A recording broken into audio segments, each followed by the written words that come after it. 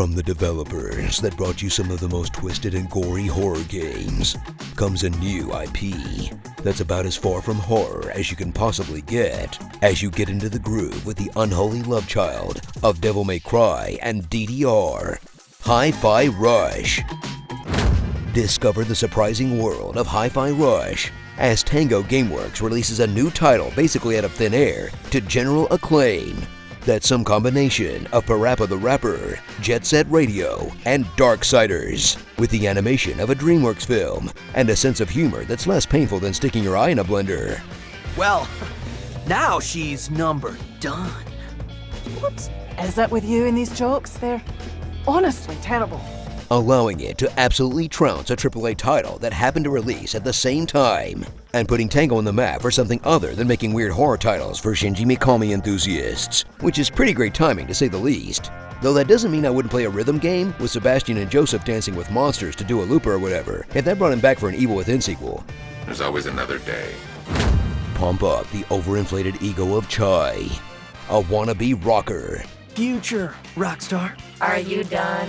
With the IQ of a musical instrument, who, through comical misadventures, ends up with an MP3 player in his Iron Man core, and discovers that he has the power to make the world move to his rhythm. Musical powers.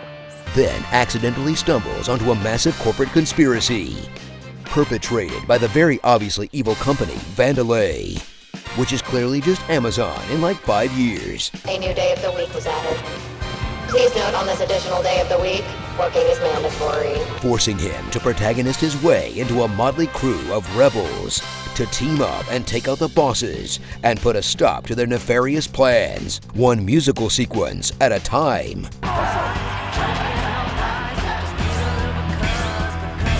In a simple, straightforward narrative about corporate espionage that's only slightly complicated by everyone being an absolute lunatic.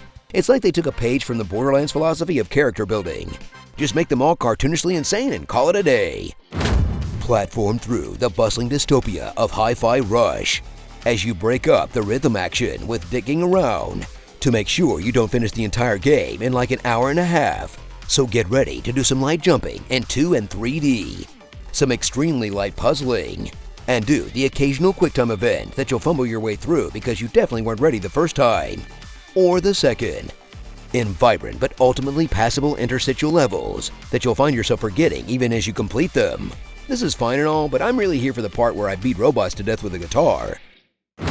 Swing to the rhythm in Hi-Fi Rush's signature combat, where you'll literally beat off enemies in time to the music as you combo together heavy and light attacks while dodging and parrying in sync in battles that slowly ramp up the difficulty by adding special enemy types that can only be taken down by your summoned partner powers, all while trying to keep your combo score up as you mash the buttons like you are forced to take part in a middle school class concert, desperate to find some semblance of a beat as you're absolutely pummeled by lasers and swords from every angle.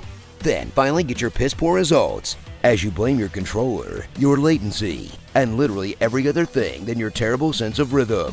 In gameplay that feels like you have to be literally made of cocaine to get the best rating, but that still makes it pretty fun to try. By the way, the score you get in this game directly correlates to how well you can dance. Hey look, I don't make the rules, man. So turn up that hi-fi and rush those robots in a stylish, snappy game that took us all by surprise, that will remind you why you fell in love with games in the first place. But like all music games, comes down to the track list at the end of the day. To be fair, most of it is great, but I definitely feel conflicted about hearing a song by Zwan.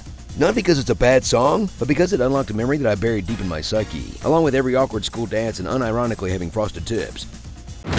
Starring Gitaru Man, Luna P, Cyberfunk, Baritone, Snoo Snoo Revolution, Macho Woman Regga Savage, oh yeah! Holy shit, is that a mother JoJo reference? Katy Perry, Fortissimo, Handsome Jack Offbeat, and Crab 3PO, Racket and Clank. You know, honestly, I wish they would implement music into more games like this. I mean, could you imagine Dark Souls set against a Smash Mouth soundtrack? That would be a new kind of sadistic, even for that series. Tell us what you'd like to hear in my epic voice in the comments below. Please don't run. I don't like to chase. When Stanley came to a set of 2 doors. This game contains scenes of explicit violence and gore. My fellow Americans, we all came to the conclusion that if and only if Honest Trailers did the hit Xbox title Hi-Fi Rush, it would definitely be Poggers.